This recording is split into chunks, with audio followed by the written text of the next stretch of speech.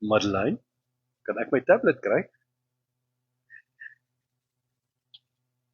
Ek sien my tablet is nie hier op die kansel nie, maar dis oukei.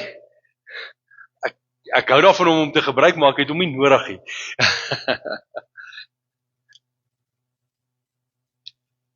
Dankie my lief. Baie dankie. As ek hom het, dan het ek 'n raamwerk waarvan af ek kan werk, en dan weet ek hoef nie allerhande goed te sê, omdat ek nie seker is nie. Ek wil net vir julle volgende noem. Jy weet, ons het hierdie ding van Hallo julle. Jette. Nou het ek iets verkeerd gedruk.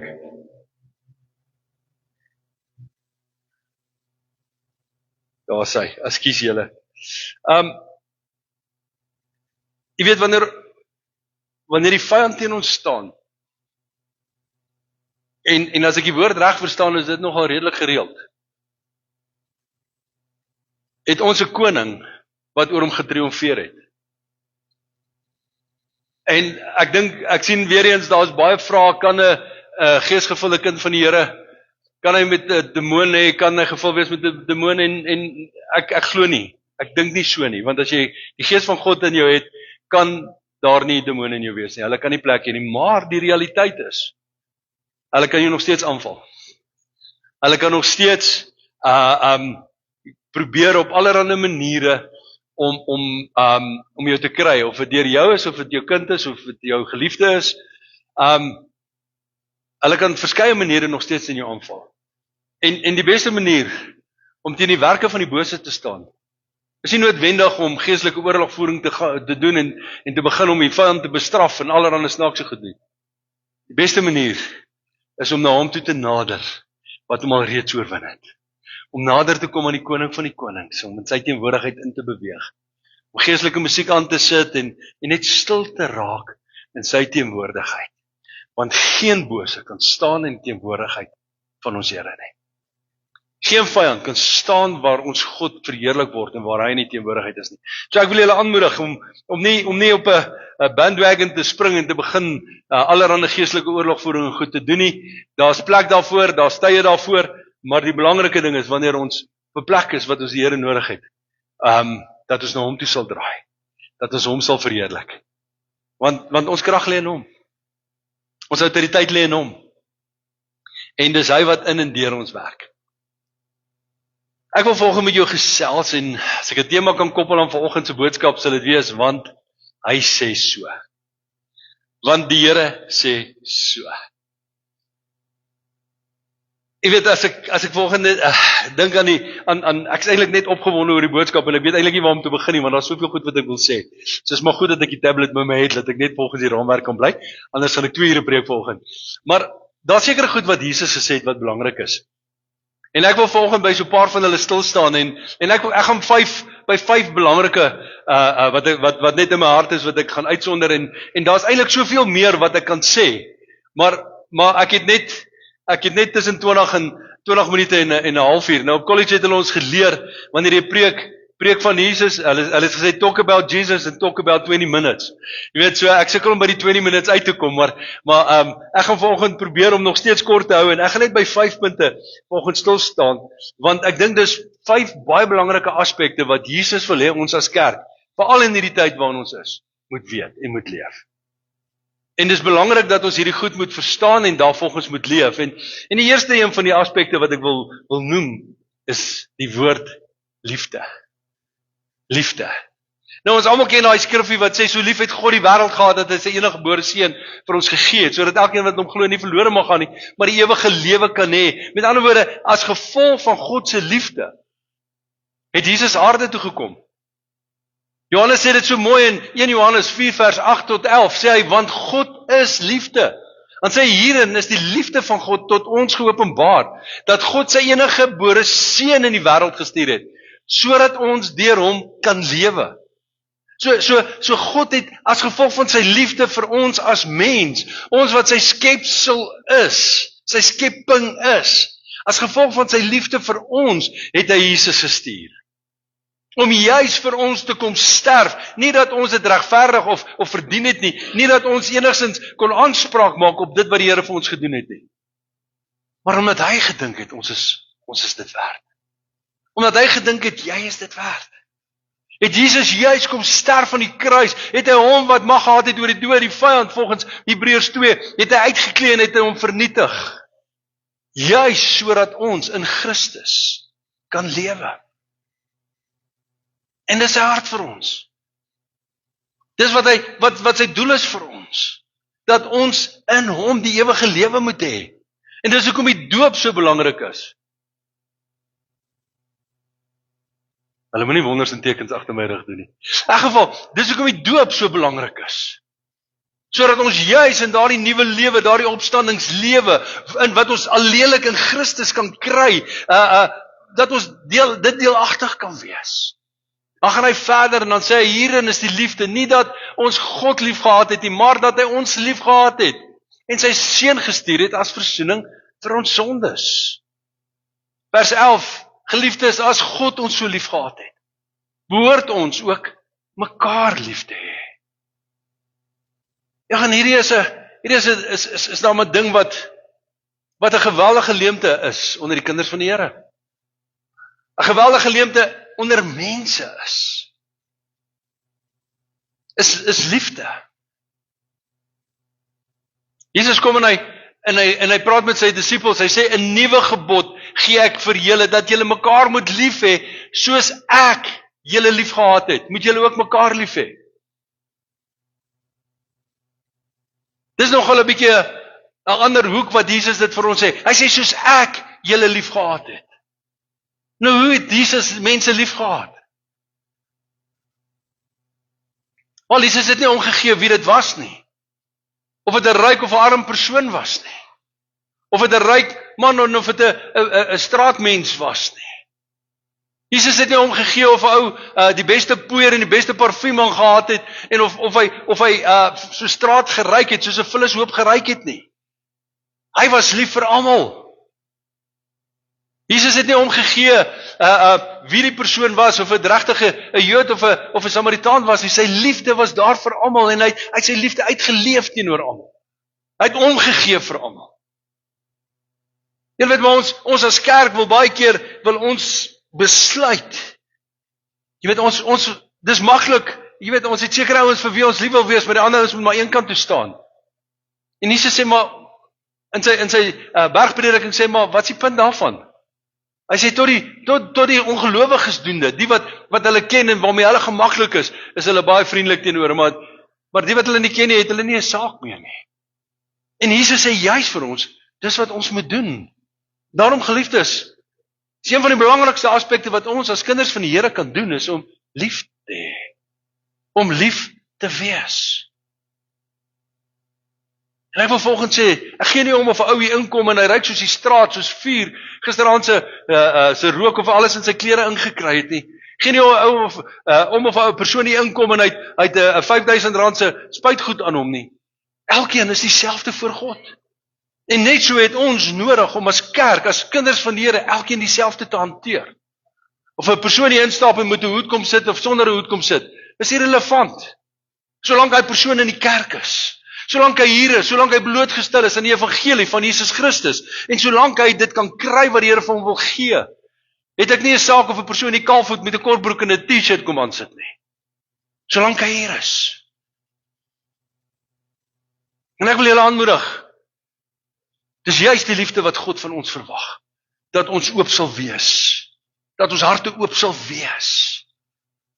Nou, ek kan sommer klaar dink dat party mense sê, nie so maklik nie.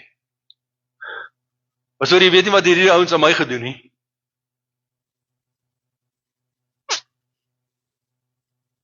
Kyk gou hoe Jesus dit hanteer. Jesus het geweet, Judas gaan hom verraai. En weet julle wat's amazing? Hy het nie een oomblik Judas anders behandel as enige een van die ander disippels nie. Weet julle selfs, die laaste avondmaal wat die nagmaal ingestel is, het Jesus die brood gebreek en hy het vir Judas ook gegee.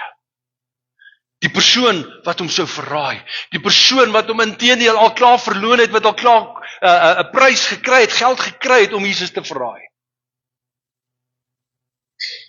Jesus het selfs hom dieselfde met liefde behandel. En as gevolg van wat hy gedoen het, is Jesus later gevange geneem. En het Jesus kom verraai met 'n soen. En daarna is Jesus wreed gemartel. Hy is aan die kruis vasgeslaan. Vir ons sondes. En as iemand iets ergers as dit aan jou gedoen het, het jy seker rede om te sê, maar Jesus sou nie verstaan het nie. Maar as dit nie erger as dit was nie, geliefdes, het Jesus vir jou 'n voorbeeld gegee. Om selfs daai persoon wat jou in die rug gesteek het, met liefde te hanteer. So 'n bietjie 'n ander evangelie is dit nie. Maar dis die werklikheid van wie Jesus is. So elke persoon is vir hom belangrik. En daarmee sê ek nie dat ons moet ander mense se oortredinge aanvaar en goed praat nie, want verkeerd bly verkeerd. Maar liefde skiet nie 'n gewonde dood nie. Liefde maak nie iemand wat 'n fout gemaak het langs die pad nog meer skuldig nie. Liefde maak hy persoon toe. Of dit 'n vriend is of 'n vyand is, ongeag wie dit is. En dis wat God se hart vir ons as kerk is. Dis wat sy hart vir my, dis wat sy hart is vir jou. En soms gebeur dit dat 'n ou 'n fout maak. Soms is jy haastig of in gedagte en jy stap verby iemand verby en nou is hulle kwaad vir jou want jy het hulle nie gegroet nie. En ek weet dit gebeur meer met my, maar dit gebeur met julle ook. Julle wat? Liefde sê, gaan na daai persoon toe en sê, hey Boeta, is alles oukei? Ek het jou gemis vanoggend, ek sien jy so besig. Is alles alright? In plaas daarvan om te gaan sit en kwaad te wees. Want hy het my nie gegroet nie. En as ek jou nie gegroet het nie, vra ek om verskoning iewers langs die pad. Want ek kan nogal aandag afleidbaar wees. Die realiteit is, geliefdes, liefde het nie stand nie. Liefde het nie geur nie. Liefde het nie kleur nie. Liefde is 'n saak van die hart om God in dit te verheerlik. En dis wat die Here verwag.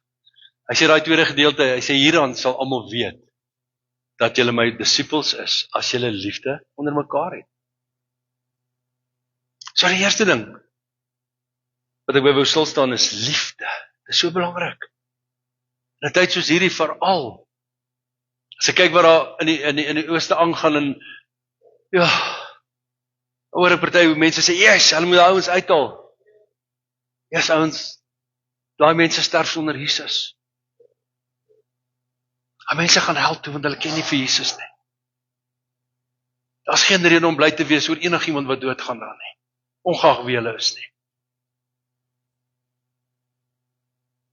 Die tweede ding wat ek oor wil praat is die koninkryk van God. Nou, hier is nou 'n paar goed om oor te sê, maar ek dink ek gaan dit kort hou. Die koninkryk van God is 'n geestelike koninkryk. Dit is nie 'n vleeslike koninkryk nie. Want die woord van die Here sê vir ons in Romeine 8 vers 4 dat ons na die gees vrygemaak is, nie na die vlees nie. So ons is na die gees losgekoop. Dit is 'n geestelike koninkryk. En dis juist hoekom die Jode Jesus hoekom hulle hom gekruisig het, want hulle het die Messias verwag wat hulle 'n fisiese koninkryk moes kom neersit en hulle kom bevry het, maar dit was nooit God se plan nie, want dit gaan nie oor hierdie wêreld nie, dit gaan oor die lewe hierna. En dis hoekom Jesus gekom het, juis sodat ons losgekoop kan wees deur sy bloed vir die lewe hierna. So dit gaan oor 'n koninkryk wat ewig is, wat nooit tot 'n einde sal kom nie. Hierdie koninkryk hier op hierdie aarde, soos wat julle nou Suid-Afrika ken, gaan nie altyd so bly nie. Dalk vir 30 jaar, dalk nog vir 40 jaar. Maar oor 60, 70 jaar gaan dit dalk heeltemal anders te lyk. En net so met die res van die wêreld. So hier is geen waarborg op hierdie wêreld dat die goed so gaan bly nie. Maar die koninkryk wat Jesus kom vestig het, is ewig. En daar's 'n waarborg in sy bloed, en ons gaan deel hê vanoggend daaraan, aan die viering daarvan. Daar's 'n waarborg deur sy bloed, dat dit 'n ewige koninkryk is, wat nooit tot 'n einde sal kom nie. En vir my en vir jou, vir enigiemand om deel van daardie koninkryk te wees, sê Jesus in Johannes 3, vers 3 en 5, daardie bekende verse, sê hy, vir Nikodemus, voorwaar, ek sê vir jou, as iemand nie weergebore word nie, kan hy die koninkryk van God nie sien nie. So sonder wedergeboorte kan niemand in daardie koninkryk inbeweeg nie. Hy sê in vers 5, sê hy, ek sê vir jou, as iemand nie gebore word uit water en gees nie, kan hy die koninkryk van God nie ingaan nie. Want hierdie is 'n geestelike koninkryk, en ons kan dit nie met fisiese liggaam en siel ingaan nie, ons het nodig om met gees in te gaan. En daarom is wedergeboorte nodig. Daarom is dit nodig om Jesus Christus aan te neem as verlosser en saligmaker, en as ons nie Jesus aangeneem het nie, het jy nie deel van daardie koninkryk nie. As jy nie in jou gees wederbaar is nie, het jy nie deel aan die koninkryk nie. So ons het nodig om Jesus aan te neem as verlosser en saligmaker. Inteendeel, Johannes 1 vers 12 sê, maar aan almal wat hom aangeneem het, het hy mag gegee om kinders van God te word. Aan hulle wat in sy naam glo. So hierdie is 'n duidelike opdrag van die Here. So elkeen wat hom aangeneem het, het hy mag gegee. Jy sien, die ding is, ons het nog steeds hierdie prentjie in ons koppe van hoe dit veronderstel is om te wees. Jy weet, ons het hierdie wettiese manier van ons moet dit en ons moet dit en ons moet dit, andersins het jy nie deel daarvan nie. Ek wil gou vir jou sê, enige wettisme staan teen die koninkryk van God. Ok, kom ek sê dit weer, julle het my nie gehoor nie. Enige wettisme staan teen die koninkryk van God. So as jy wil kom en wetties raak oor goed, dan is daar fout. Dis nie van die Here af nie. Dis nie hoe die Here dit gedoen het nie, en ook nie wat hy beplan het nie. As iemand vir jou sê, maar jy moet elke dag jou Bybel lees, en jy moet elke dag bid, anders sal jy nie tot redding kom nie. Dis wettisme. Want dit gaan nie oor Bybel lees en bid nie, dit gaan oor in verhouding met Jesus te staan. Dit gaan oor om in verhouding met die Vader te staan. En as jy in verhouding met die Vader staan, dan bid jy in elk geval, want jy praat gedurig met die Here. Tel die skrifverse op, oralste waar jy gaan, maak jy tyd om Bybel te vat en te bestudeer, want jy staan in verhouding met die koning van die konings. So as jy wettisties wil wees, wil ek nou vir jou sê, as jy besig met 'n verkeerde koninkryk, is nie die koninkryk van die Here nie. Kry nou die dag met ons huweliksding kry ek 'n boodskap, of nie ek, die linkie kry 'n boodskap van iemand af wat sê, ons is besig met duiwelse praktyke, want Valentynsdag is hierdie afgodsdag. Terwyl Valentyn na 'n kind van die Here, na 'n Christen, martelaar, vernoem is, wat gesterf het as martelaar, omdat hy die evangelie van Jesus Christus verkondig het. Dis waar die hele ding begin het, en deur een van die pause in die vroeë jare het hy die dag afgesonder om dit wat hierdie man gedoen het te eerbiedig, en hy het hom genoem Saint Valentine. So die begin, die bron van daardie dag het eintlik begin deur 'n persoon wat opgestaan het teen die keiser en gesê het, ek sal doen wat die Here vir my sê. En op die einde met sy lewe die prys betaal het. Dis interessant, né? Sien maar, ons raak wetties. Ons wil wette aan alles koppel. Geliefdes, kyk gou wat sê Jesus vir ons. En ek dink nie jy het al hierdie skrif in so opsig gelees nie. Matteus 11 vers 27 tot 30. Sê Jesus, alles is aan my oorgegee deur my Vader, en niemand ken die Seun nie behalwe die Vader, en ook ken niemand die Vader behalwe die Seun, en elkeen aan wie die Seun dit wil openbaar nie. So alles is aan Jesus oorgegee. Alles, alle mag, alle autoriteit. Hy sê later in Matteus, sê alle mag is aan my gegee. Sê dit weer net voordat hy opvaar hemel toe. En dan kom hy dan sê die volgende, hy sê kom na my toe. almal wat vermoeid en belas is. En ek sal jou rus gee. Kyk gou daar. Jesus sê nie lê jou wittersme neer nie. Hy sê nie kyk na hierdie, kyk net eers daar. Jy moet eers hierdie en jy moet eers daai doen nie. Hy sê kom na my toe. En dan sê hy die volgende, hy sê neem my juk op julle en leer van my, want ek is sagmoedig en nederig van hart en julle sal rus vind vir julle siele, want my juk is sag en my las is lig. En wanneer hy praat van juk, dan praat hy nie van hierdie ding wat jy op perde of beeste of wat ook al sit wat jy voor 'n kar inspan nie. Hy praat nie van daai stuk hout wat jy oor jou nek kom nie. Juk beteken die leerstelling van die meester. So hy sê my leerstelling, dit wat ek jou wil leer, is sag en is lig. Hy sê kom leer by my. Kom sit by my en kom leer by my. En dan sê hy nee. Hy sê en julle sal rus vind vir julle siele. Jy sien wanneer ons by Jesus ingaan, wanneer ons sy manier van dinge doen. En dit bring ons juist by die volgende vers wat belangrik is. Hy sê soek eers die koninkryk van God en sy geregtigheid en al hierdie dinge sal vir julle gegee word. So wanneer hy dit sê, dan sê hy vir jou, soek eers sy heerskappy in jou lewe. Maak hom koning van jou lewe. En tweedens sê hy vir jou, sy geregtigheid beteken om soos wat die Vader dit sien, om gelyk te wees daaraan aan dit wat hoe hy dit sien. Met ander woorde, God se manier van dinge doen. So soek sy heerskappy in jou lewe en God se manier van dinge doen in jou lewe. Hy sê en wat jy nodig het sal vir jou bygevoeg word. So ons het nodig om 'n bietjie anders te dink. Die Here het ons nie geroep om 'n klomp wette en reëls te hou nie, hy het ons geroep om 'n verhouding met hom te staan. En ek wil volgens vir jou sê, wette beteken niks as jy nie in verhouding met God staan nie. Riglyne is belangrik, maar sonder om daardie vryheid in verhouding met God te hê, beteken dit absoluut niks. Dit bring my by die derde punt. Die kruis opneem om jouself te verloon. Nou hierdie is 'n baie belangrike of 'n baie interessante ding wat Jesus hier gesê het.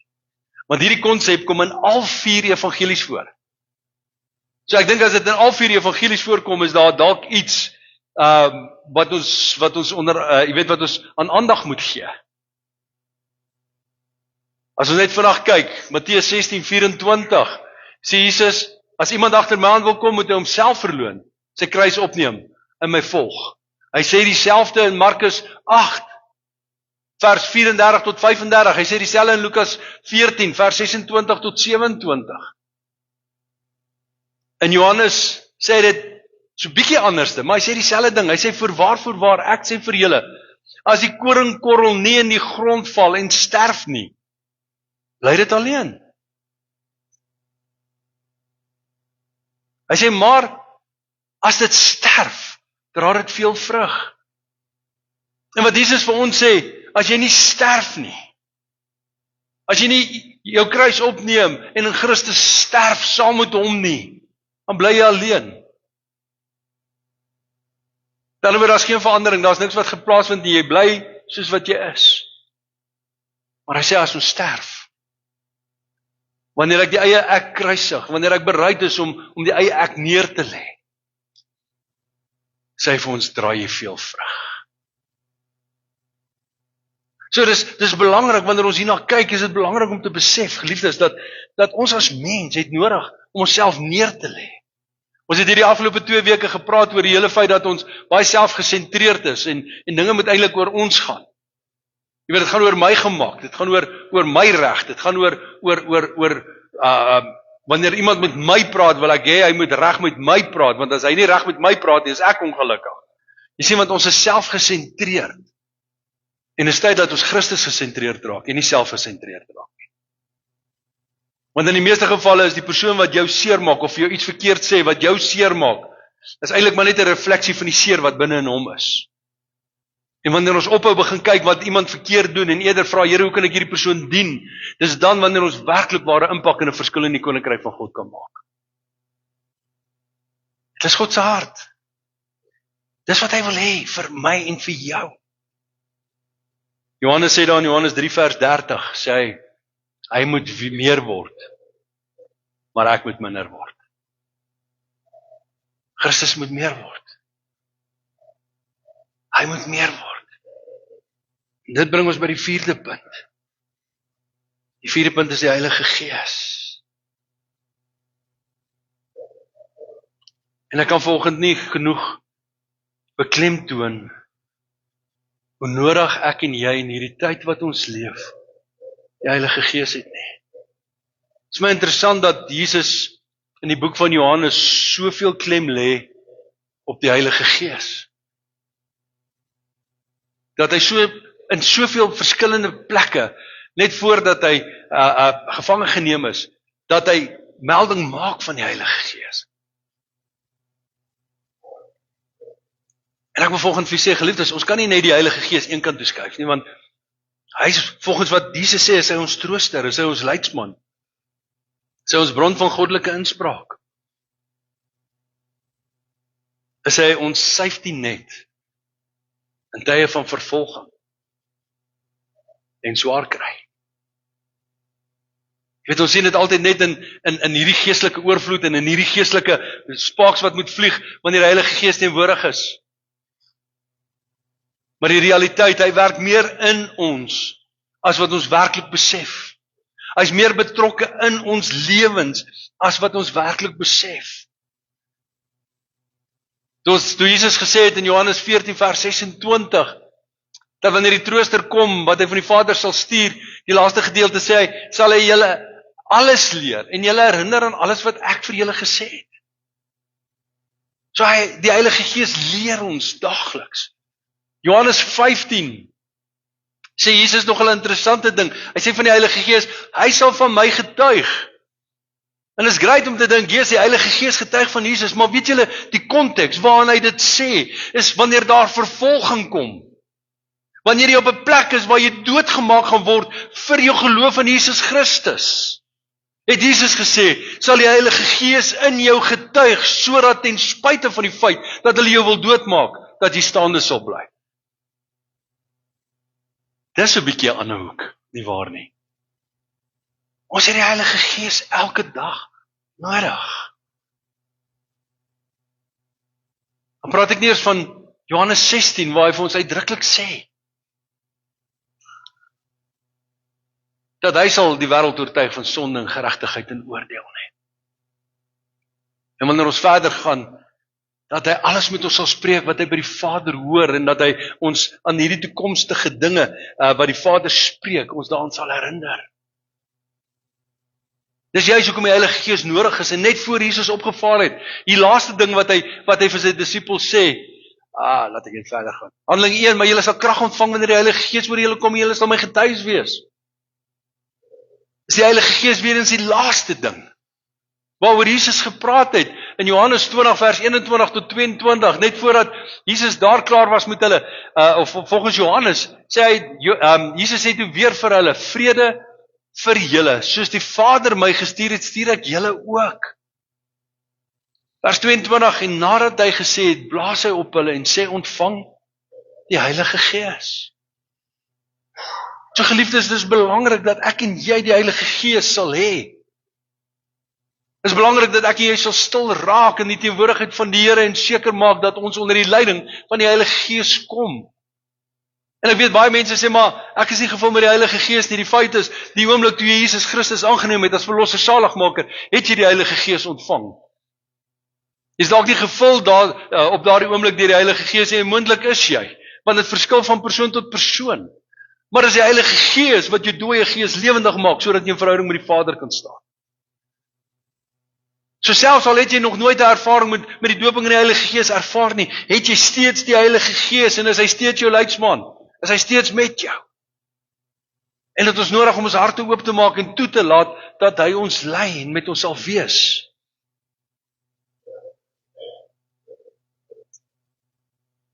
En dit bring my by die laaste punt. En dis 'n Nuwe Testament.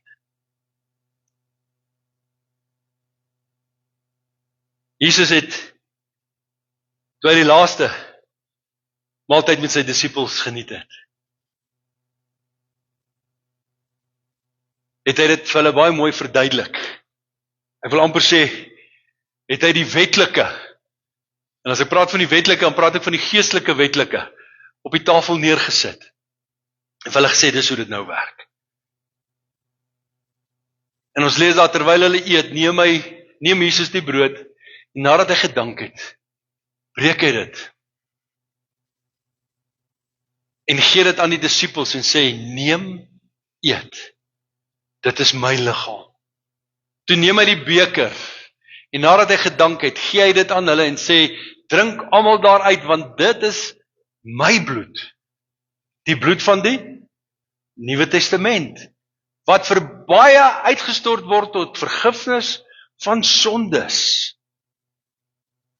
En aan daardie kruis, toe Jesus aan daardie kruis vasgeslaan is en sy bloed gestort is hierdie testament, hierdie Nuwe Testament in vervulling gebring, waarvan ek en jy vanoggend deel is. Waaraan ek en jy vanoggend deel het. Dat ek en jy kan weet, dat wat Jesus gedoen het, was juis gedoen vir my en jou sondes. Juis sodat ek en jy vry in hom kan wees.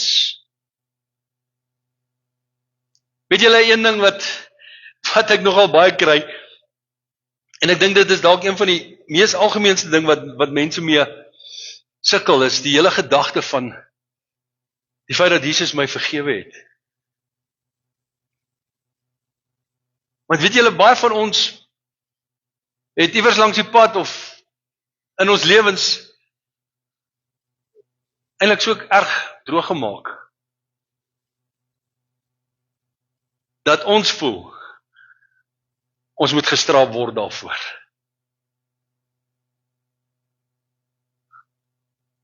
En weet wat sê Jesus? Volgens as ons na hierdie tafel kyk, sê ek het klaar jou prys betaal.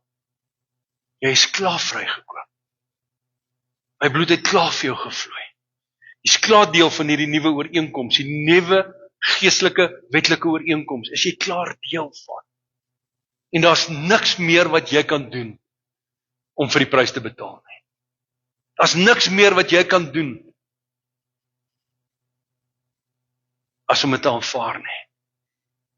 Ek wil volgens sê, daar's niks meer wat jy kan doen as om jouself te vergewe. Omdat jy iewers langs die pad 'n dom ding gedoen het, of 'n onverantwoordelike ding gedoen het, of iets waaroor jy skaam is nie. Want Jesus het klaar die prys betaal. As gevolg van sy liefde vir jou het hy mens geword. Het hy sy geestelike koninkryk kom vestig, wat nie deur wetlike goeders geran word of onderhou word nie, maar deur verhouding met die Vader onderhou word. Waarin ek en jy, waar ons kan sterf in onsself, sodat ons kan groei in die nuwigheid wat hy juis vir ons voorgehou het. Sodat ons sy gees kan ontvang en deur die Heilige Gees gelei kan word. In 'n Nuwe Testament. In 'n nuwe verhouding. In 'n nuwe lewe met hom. Paulus kom en hy sê in 1 Korintiërs 11 vers 26, hy sê, want so dikwels as julle hierdie brood eet, en julle hierdie beker drink, verkondig julle die dood van die Here, totdat hy kom.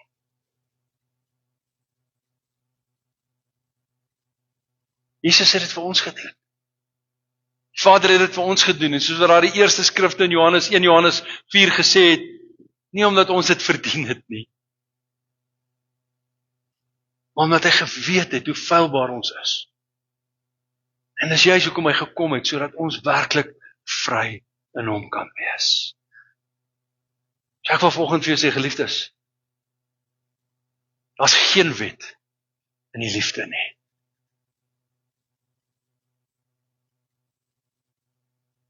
En as jy groot geword het, of as jy iemand het wat vir jou hierdie wettiese goed kom sê, raak stil voor die Here en laat die Here jou lei in die waarheid.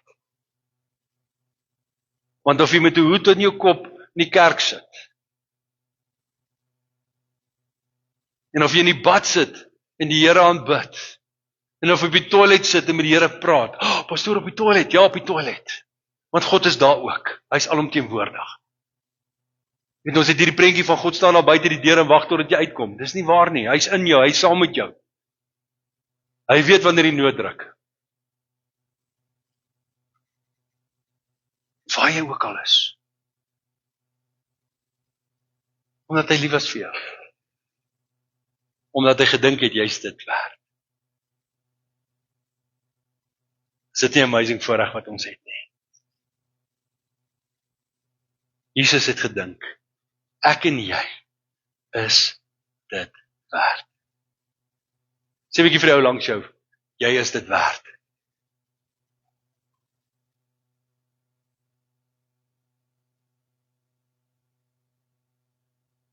Kom sluit die oë. Here, baie dankie. Here, dankie dat U geweet het hoe feilbaar ons as mens is en Here, dat daar eintlik niks is wat ons as mens kan doen. Wat dit wat U kom doen het vir ons meer volledig kan maak nie. Here, U wat vir ons gesterf het aan daardie kruis sodat ons vry kan wees. U wat ons sondes op U geneem het, Here, sodat ons in U vry kan wees. Here, en is daar een wet wat U vir ons gegee het en dis die wet van liefde. Dat ons U sal lief hê en dat ons medemens sal lief hê. Here, omdat U ons eerste lief gehad het. Omdat dit 'n uitvloeisel uit ons harte moet wees. Omdat U liefde is en U wat in ons is. Here, as U dan in ons is, kan dit nie anders as om liefde uit te leef na buite nie. En ek wil bid vanoggend. Here, dalk is iemand wat in hierdie plek sit wat nog nie heeltemal verstaan hoe groot U liefde werklik is nie. Dalk is iemand wat sê, maar jy weet nie wat ek verkeerd gedoen het nie. Dalk is hier iemand wat dalk seer gemaak is deur iemand langs die pad, dalk deur 'n pastoor of 'n predikant of 'n kerkmens seer gemaak is. Here, hulle sit dalk vanoggend hier en sê, maar hoe hanteer ek dit? Here, U het ons vergewe en net so kan ons ook vergewe, so kan ons ook vryspreek. En dankie Here dat U vir ons die weg gewys het. Dankie dat U vir ons 'n voorbeeld gegee het waarvolgens ons kan leef. Here, as ek maar net weer eens dink aan ou Judas. Here, terwyl hy in sy hart beplan het om U te verraai, vra hy vir U nog steeds, is dit ek? Here, volgens ons menslike terme sal ons sê hier is daai ou was kan heilig. Maar Here, U liefde was vir hom ook baie groot. Selfs toe hy gekom het en U kom soen het. Soen van verraad. Was U liefde steeds vir hom daar. So ook vir ons, is U liefde steeds vir ons daar. En dankie dat ons vanoggend aan hierdie tafel kan sit. En dat ons kan weet. Here, dis alles as gevolg van U liefde. Dis alles as gevolg van U offer. Here, is alles as gevolg van 'n nuwe verbond, 'n nuwe testament waarvan ons die erfgename is. Ons loof en ons eer U daarvoor in Jesus naam. Dankie Here. Amen. Ek wil vra dat die broers en susters wat gaan help met die nagmaaltafel, dat julle vir ons na vore sal kom.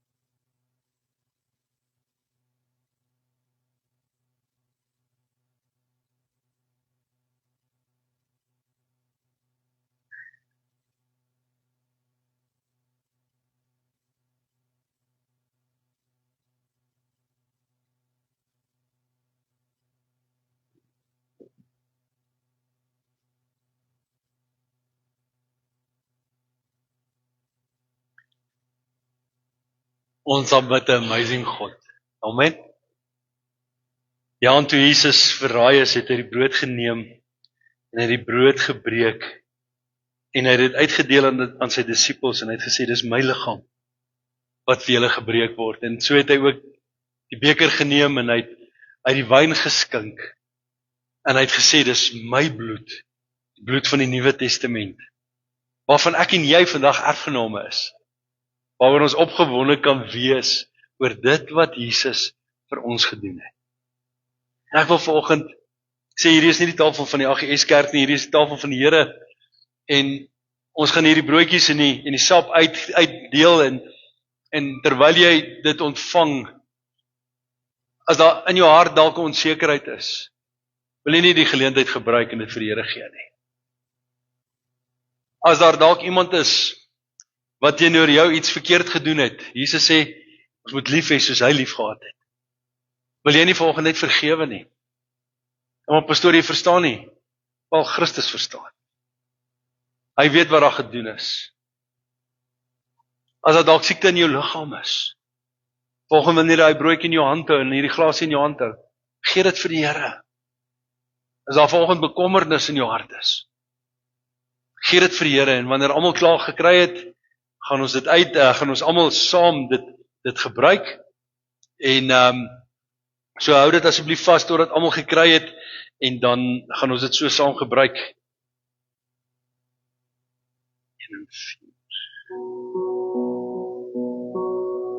My hope is in the blood, the light to which I cling. When enemies surround, when I don't feel a thing, you're always with me.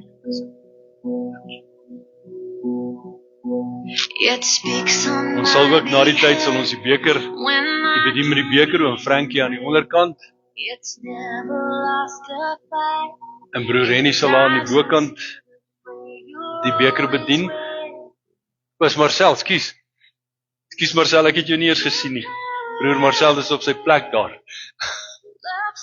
Vra verskoning. Taking back what's lost and trading in my shame. There is no way to say to rival what you've done. You paid it on the cross. My hope is in the blood.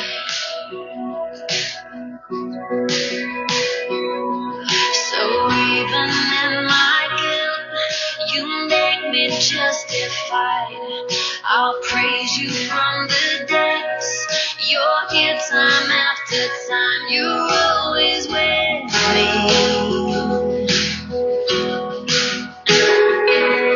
For you so loved the world, you gave your only son. Now this I know for sure.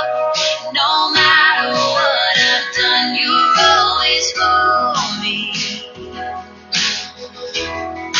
The power of your grace, love so unrestrained, taking back what's lost and trading in my shame.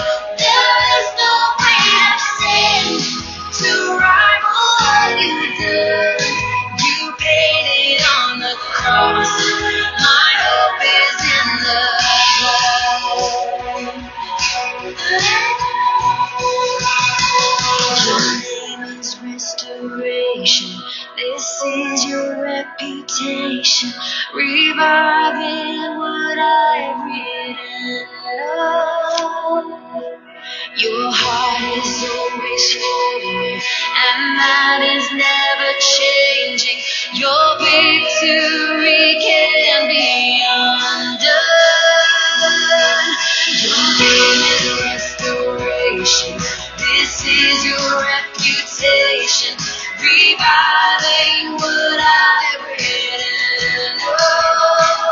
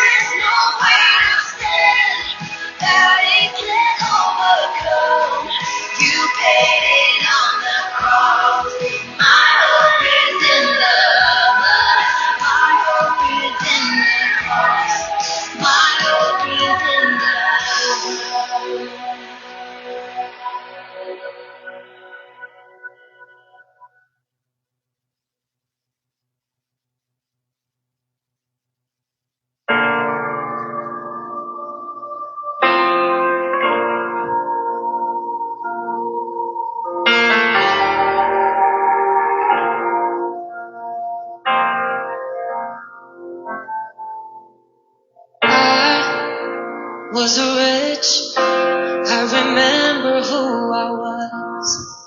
I was lost, I was blind, I was running out of time. Sin separated, the breach was far too wide. But from the far side.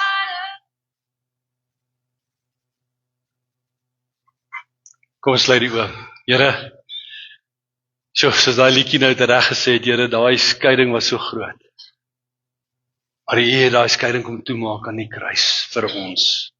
En dankie dat ons vanoggend hierdie broodjie kan neem. Here, wat simbolies heenwys en herinnering bring vir dit wat U vir ons aan die kruis gedoen het. Dat ons kan weet vanoggend ons is vry as gevolg van U liefde. Dankie, Here.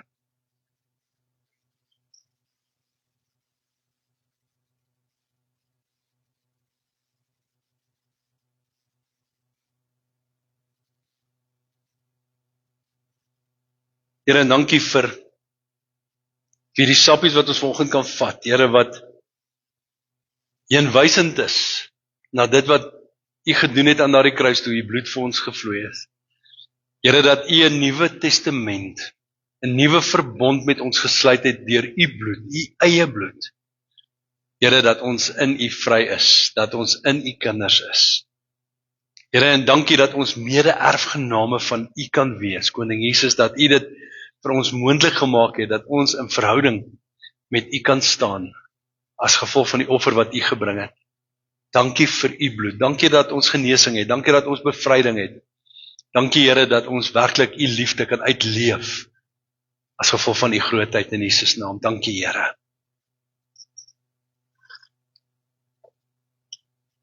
Dankie, Here. Indien jy graag van die beker wil gebruik maak, kan jy net jy hand opsteek. Oom Frank gaan hier onder, jy kom bedien met die beker, daar agter is Oom Frank. Is daar bo? Almal reg al bo?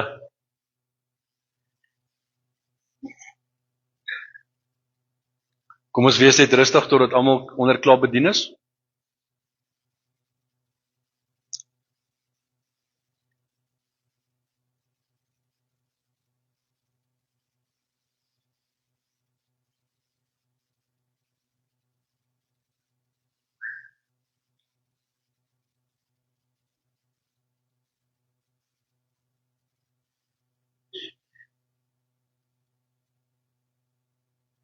Is daar nog iemand wat graag van die beker wil gebruik hieronder?